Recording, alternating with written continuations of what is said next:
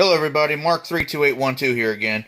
This is video number 17 of the Mac 90 rebuild project. I'm going to test fire this rifle today since I've added the new mods. With the Tromix charging handle, I'm trying to figure out if it's going to stay on or not, so the only way I'm going to find out is to fire it. The new Tapco trigger, we'll see how it does. I added the retaining plate, so we'll see how well these pins stay in. And, well, let's take it to the range.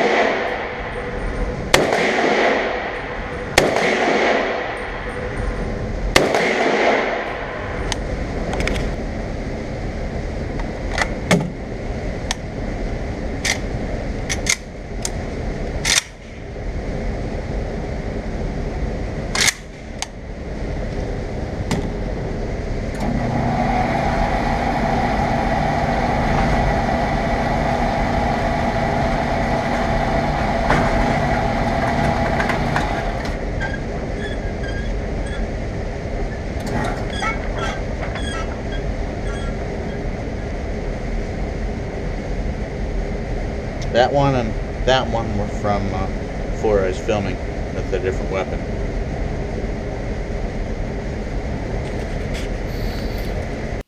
My range has a strict rule about firing anything that's steel core. It's their house, it's their rules. I only had 20 rounds of FMJ that I could fire there, and they all fired perfectly. I thought I was going to have some problems with some pins slipping. The retaining plate that I put in did its job. The new Tapco trigger is amazingly light, and it's actually pretty good. I liked it. I was thinking that this was going to fall off. This Tromix charging handle stayed on. Hasn't moved a bit. Overall, I'm pleased with it. Now, it's going to need a lot more extensive testing, another 1,000 rounds or so. All in the name of science. But I'm at the end of this rebuild project. I may come back with some adding an Ultimac and some optics to it, but not exactly sure when I'm going to do that.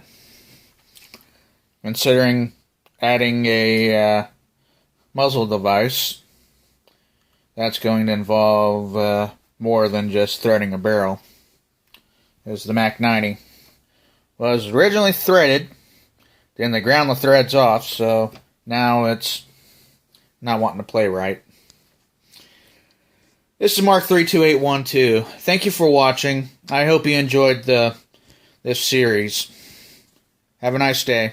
Good luck.